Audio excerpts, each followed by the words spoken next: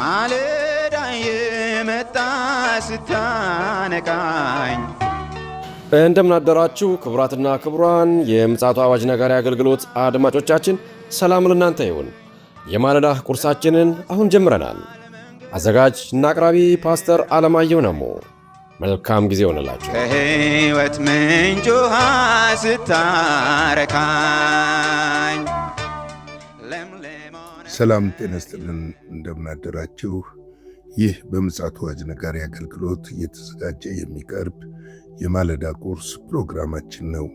ወደ ዛሬው የማለዳ ቁርስ ፕሮግራም ከማለፋችን በፊት ይህንም ማለዳ የሰጠንን እግዚአብሔር አምላካችንና አባታችንን አብረን አመስግነን ወደ ዛሬው የማለዳ ቁርስ እናልፋለን። በዘላለም ዙፋን ላይ ያለ የተፈራህና የተከበርክ አምላካችንና አባታችን እግዚአብሔር ሆይ በጌታ በኢየሱስ ክርስቶስ ስም ስለዚህ ማለዳ ስለዚህች የተባረከች ቀን እናመሰግንሃለን። ምሕረትና ቸርነት አድርገህ ይህችን ቀን ደግሞ በዕድሜያችን ላይ ጨምረህ ስለሰጠህን እናመሰግንሃለን። ስለበዛልን ጸጋ፣ ስለበዛልን ምሕረትህ፣ ስለበዛልን ቸርነት ሁሉ ክብር ምስጋና ከዘላለም እስከ ዘላለም ለታላቁ ስም ይሁን።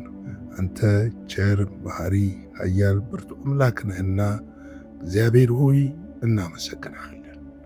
እነሆ ጌታ እግዚአብሔር ሆይ በዚህ ማለዳ ደግሞ ወደዚህ ከኛ ጋር የሚካፈሉትን እህቶቼን ወንድሞቼን እንዲሁም ደግሞ እዚህ ፕሮግራም ላይ በተለያዩ ሰዓት የሚገቡትን በክርስቶስ ኢየሱስ ስም በነገር ሁሉ እንድትጎበኛቸው እንድታስባቸው ምሕረትህ እንዲበዛላቸው ቸርነትህ እንዲበዛላቸው በኢየሱስ ክርስቶስ ስም ጠይቃለሁ።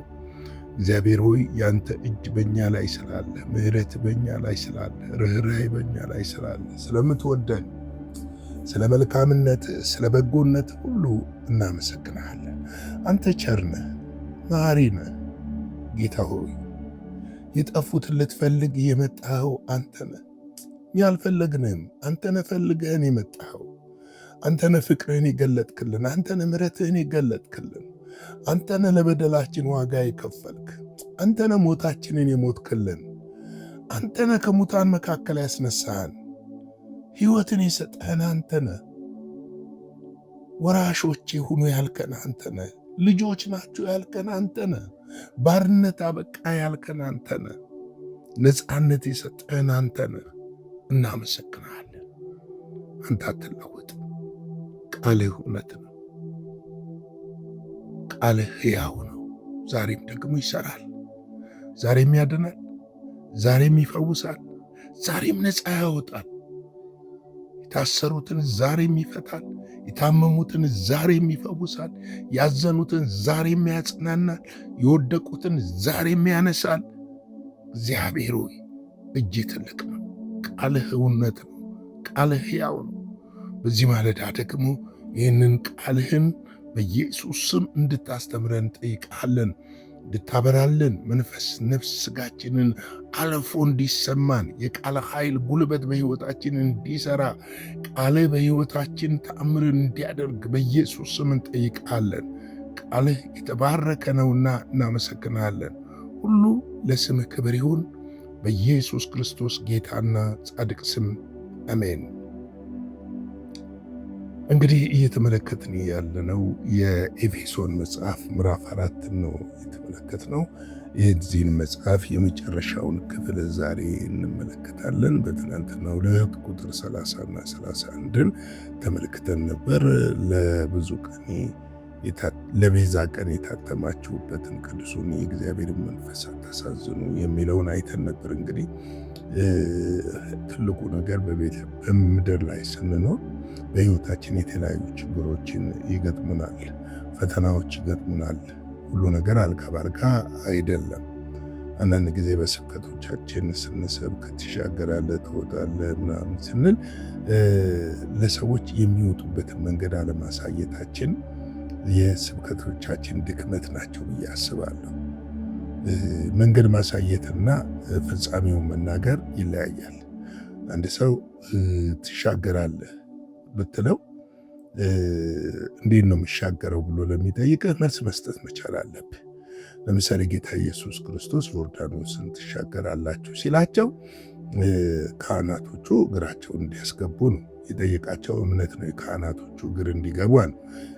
ቀይ ባህርን ትሻገራላችሁ ሲላቸው ሙሴን በትርህን አንሳና ባህሩን ምታው ነው ያለው።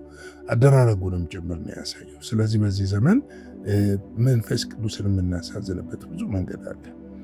መንፈስ ቅዱስ ደግሞ የምንሻገርባቸውን መንገዶች ያውቃቸዋል። ብዙ ሰዎች ከመንፈስ ቅዱስ ጋር ህብረት ከማድረግ ይልቅ ከሆኑ አገልጋዮች ጋር ህብረት ማድረግን ይወዳሉ። ጥሩ ነው፣ ህብረት ማድረግ አይከፋም። ግን በግል አለ ነው ህብረት ከመንፈስ ቅዱስ ጋር። መንፈስ ቅዱስን ገሸሽ ማድረግስ አያሳዝነው? ለመንፈስ ቅዱስ ክብር አለን ወይ? ወደ እውነት ሊመራን ከክርስቶስ ወስዶ ሊነግረን፣ ለጥያቄያችን መልስ ሊሰጠን፣ እንቆቅልሻችንን ሊፈታ ዛሬ ከቤተ ክርስቲያን ጋር ያለው መንፈስ ቅዱስ ነው። ስለዚህ ይህንን የእግዚአብሔርን መንፈስ ላለማሳዘን ምን እያደረግን ነው የሚለው በደንብ ልናየው የሚገባ ጉዳይ እንደሆነ አስባለሁ። አታሳዝኑ ሲል ብዙ ሰዎች እያሳዘኑ መንፈስ ቅዱስን ይጓዛሉ። ልክ ነን ይላሉ። የት ጋር እንደተጻፈ ባላቅም፣ የት ጋር እንዳነበቡ ባላቅም በጣም የክፋትን ስራ እያደረጉ ስለ መንፈስ ቅዱስ ሲያወሩ ስሰማ በጣም ይቆጠቁጠኛል። ምክንያቱም መንፈስ ቅዱስ ሕያው ነው፣ እግዚአብሔር ነው፣ አምላክ ነው፣ ከመለኮት ከሥላሴ አንዱ አካል ነው። ፍጥረት ግን ከፈጠሩት አንዱ አካል ነው። ከኛ ጋር እኮ ያለው እኛን ሊጠብቀን ነው። ከኛ ጋር ያለው እኮ እኛን ሊያጽናናን ነው። የእውነት መንፈስ በመጣ ጊዜ እርሱ ያጽናናችኋል ተብሎ እሱ በእናንተ ውስጥ ይኖራል፣ ዓለም ግን አያውቀውም፣ እናንተ ግን ታውቁታላችሁ የተባለው እኛን ለማጽናናት ነው፣ እኛን ለማበረታታት ነው፣ በእኛ ሕይወት ውስጥ ስራውን ለመስራት ነው፣ በእኛ ሕይወት ውስጥ ለውጥን ለማምጣት ነው፣ እኛን ለክርስቶስ ኢየሱስ መንግሥት ለማብቃት ነው፣ እኛን ለክርስቶስ ኢየሱስ መንግሥት እንድንበቃ ለማድረግ እና ለማገዝ ነው በእኛ ውስጥ ያለው። ስለዚህ ይህንን የተባረከውንና ሕያው የሆነውን ቅዱሱን የእግዚአብሔር መንፈስ ልናሳዝነው አይገባም። ስናምነው ደስ ይላል። ስናምነው በእርሱ በሚመራን መስመር እርሱ በሚያሳየን መንገድ ስንሄድ ደስ ይላል። መንፈስ ቅዱስ ወዴት ነው የሚመራችሁ ብትለኝ፣ ሁልጊዜ ወደ ቃሉ ይመራናል። ወደ ቃሉ ነው የሚያሳየን። ቃሉ መንፈስ ነውና ወገኖቼ፣ ዮሐንስ ወንጌል ምዕራፍ 6:63 ላይ ቃሉ መንፈስም ሕይወትም ነው ይላል። ሕይወትና መንፈስ ያለው በቃሉ ውስጥ ነው። ወደዛ ይመራናል መንፈስ ቅዱስ። እውነትን ስንፈልግ ወደዛ ይመራናል። ለጥያቄያችን መልስ ስንፈልግ ወደዛ ይመራናል። ወደ ጩኸት፣ ወደ ጫጫታ አይደለም ይመራን። እስቲ በርከክ በል ነው የሚለን። እስቲ ጎንበስ በል ነው የሚለን። እስቲ ቃሉን ክፈተው ነው የሚለን። እስቲ ቃሉን ይኸው ተመልከተው ነው የሚለን። ያኔ ቃሉን አይተን በቃሉ ውስጥ ሕይወታችንን ማየት እንጀምራለን። መፍትሄዎችን ማግኘትም ማየትም እንጀምራለን። ስለዚህ ነው መንፈሱ ቅዱስን አታሳዝኑ ያለው። እንግዲህ ላለማሳዘን ማድረግ ያለብን መራራነትን፣ ንዴትን፣ ቁጣን፣ ጩኸትም፣ መሳደብም ሁሉ ከክፋት ሁሉ ጋር ከእናንተ ዘንድ ይወገድ ይላል። እንድናስወግድ ይፈልጋል። መራራነት ይዘን ወደ እሱ እንድንቀርብ አይፈልግም። ቁጣን ይዘን፣ ጩኸትን ይዘን፣ ስድብን ይዘን፣ ክፋትን ይዘን፣ ተንኮልን ይዘን፣ ጥላቻን ይዘን በፊቱ እንድንበረከክ አይፈልግም። ይሄ ያሳዝነዋል።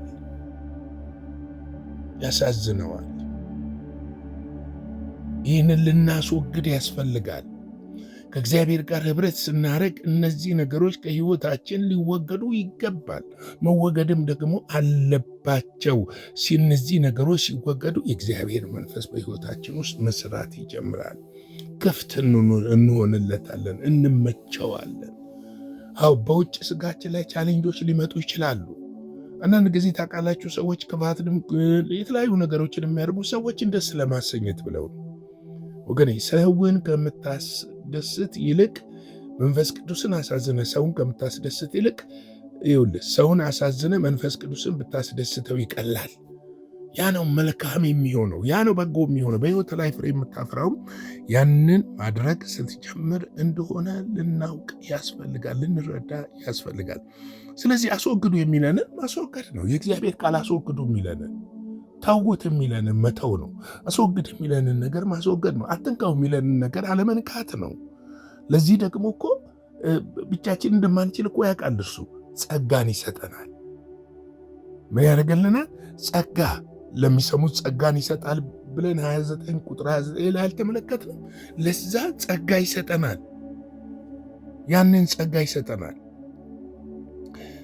ቁጥር 32 ላይ ዛሬ ስናይ እሱ ደግሞ የመጨረሻውን ክፍል ነው፣ የመጨረሻ ቁጥር ነው የምዕራፍ 4 እርስ በራሳችሁ ቸርና ሩሩ ሁኑ፣ እግዚአብሔርም ደግሞ በክርስቶስ ይቅር እንዳላችሁ ይቅር ተባባሉ።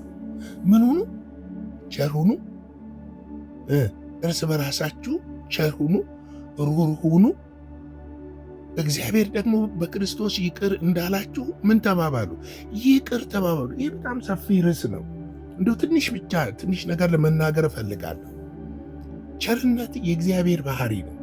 ከእግዚአብሔር የተወለደ ሰው ሁልጊዜ ምንድነው? ቸር ነው። ከእግዚአብሔር የተወለደ ሰው ሩሩ ነው። ኮምፓሽን ስፒሪት ነው ያለው። ውስጡ ይራራል። ለሰዎች መውደቅና ለሰዎች መጥፋት አይደለም የሚጸልየው። ስለ ሰዎች ውድቀት አይደለም የሚመኘው። ሰዎች ሲያጠፉ ያርማል፣ ግን ይራራላቸዋል፣ ግን ቸርነትን ያደርጋል። ለዚህ ነው ቸር ሁኑ ሲለን አባታችን ቸር ስለሆነ ነው። ሩሩ ሁኑ ሲለን እሱ ሩሩ ሆኖ ስላሳየን ነው።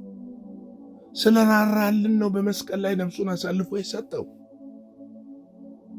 ቸር ስለሆነ ነው ጸጋና መንፈሱን የሰጠን። ስለወደደን እንዳንጠፋ የማለደልን፣ የቃተተልን፣ ደሙን ያፈሰሰልን፣ የቆሰለልን፣ የሞተልን፣ ሞትን አሸንፎ የተነሳልን፣ በአብ ቀኝ ሄዶ መኖሪያን ሊያዘጋጅልን የሄደው ተመልሶ መጥቶ የሚወስደን ቸር ስለሆነ ነው። ሩሩ ስለሆነ ነው ወገኖቼ፣ ሩሩ ስለሆነ ነው። ለዚህ እኮ ነው ቸር ሁኑ ሩሩ ሁኑ የሚለን። እንግዲህ እግዚአብሔር ደግሞ በክርስቶስ ይቅር እንዳላችሁ በማበቁ በክርስቶስ እንዴት ይቅር አለን? ክርስቶስ ስለከፈለልን። ክርስቶስ ሁሉን ከፈለልን። እኛ መክፈል የማንችለውን የእኛን ዕዳ ሁሉ ኢየሱስ ክርስቶስ በመስቀል ላይ ከፈለ። ያንን ስለከፈለልን እግዚአብሔር ምን አረገን? በክርስቶስ በኩል ይቅር አለን። ይቅር አለን። ይቅር የተባለ ሰው እኮ ይቅር ይላል። ዛሬ በቤተ ክርስቲያን በአገልጋዮች ዘንድ አንዱ ትልቅ ችግር በድሎ ይቅር አለማለት፣ ተበድሎም ይቅር አለማለት። እኔ ከየት እንዳመጣ ነው ይህን ቋንቋ ባላቅም ፈጽሞ እሱን ይቅር አልለው፣ እሷን ይቅር አልላትም። ይሄ ዓለማዊ ቋንቋ ከአጋንንት የሆነ ነው። ይቅርታን የማያቅ ሴጣን ብቻ ነው። ሴጣን ይቅርታን አያቅም። ይቅር አይልም። ሴጣን ሊልም አይችልም። ባህሪው አይደለም፣ ተፈጥሮ አይደለም፣ ኔቸሩ አይደለም። ክርስቶስ ግን ይቅር ይላል፣ ባህሪው ስለሆነ። የእሱ ልጆች ከሆን ደግሞ እኛም ይቅር ልንል ይገባል። ቂም ይዘን በቀል አዝለን በቀል ተሸክመን ልንጓዝ አይገባም።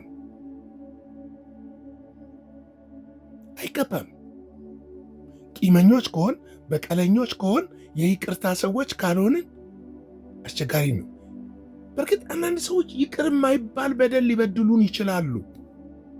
በሕይወታችን ላይ በሕይወታችን ላይ መጥፎ በዘመናችን ሁሉ ሕይወታችን ላይ የሚከተል ጠባሳ የሆነ ነገር ሊያስቀሩብን ይችላል። ነገር ግን እነሱንም ቢሆን ይቅር እንድንላቸው መጽሐፍ ቅዱስ ይቅር ተባባሉ ብሎ ይነግረናል። ስለ ይቅርታ፣ ስለ ምሕረት፣ ስለ ቸርነት ብዙ ማለት ይቻላል። ዛሬ ግን ካለው ከሰዓት አንጻር ይህንን ካልኩ ይበቃል። እናንተም ይቅር በሉ፣ ሩሩ ሁኑ፣ ቸርነትን አድርጉ። ይህም በማድረጋችሁ ትጠቀማላችሁ እንጂ አትጎዱ። እንግዲህ አገልግሎታችንን ላይክ፣ ሼር፣ ሰብስክራይብ አድርጉት። ለብዙዎች ይዳረስ ትምህርት። ከዚህ ባሻገር ደግሞ ይህንን አገልግሎት ደገፍ የምትፈልጉ ደስ እያላችሁ ቸርነታችሁን ግለጡ። የሚሰጥ በደስታ በልግስና በልቡ እንዳሰበ ስለሚል በስክሪኑ ላይ ባለው አካውንት እንድታደርጉ በጌታ ፍቅር ጠይቃለሁ። እያደረጋችሁ ያላችሁ፣ እየደገፋችሁ ያላችሁ፣ ኮሜንት እያደረጋችሁ ያበረታታችሁን ያላችሁ የሰማይ አምላክ እግዚአብሔር አምላካችንና አባታችን እኛን እንዳሰባችሁና እንደባረካችሁ እናንተንም እሱ ያስባችሁ ይባርካችሁ ማለት እወዳለሁ። እንግዲህ አጭር ጸሎት ልጸልይና ልጨርስ። የዘላለም አምላክ እግዚአብሔር ሆይ ስለዚህ ቀን በክርስቶስ ኢየሱስ ስም አመሰግናለሁ። በዚህ ማለዳ ስለተናገርከን ስለ ሕያውና ቅዱስ ቃልህ እግዚአብሔር የዘላለም አምላክ እኛን ልትፈውስ ልትባርክ የምትችልበትን መንገድ ስላሳየህን ደግሞ ክብር ምስጋና ለአንተ ይሁን። አንተ ታላቅ ኃያል ብርቱ አምላክ ነህና እናመሰግንሃለን። ኑ ደግሞ ይህንን ቀን ባርክልን፣ ከክፉ ሁሉ ጠብቀን፣ በደም ሸፍነን፣ ሁሉ ደግሞ ለአንተ ክብር ብቻ ይሁን። በኢየሱስ ጌታ ድንቅ ስም አሜን።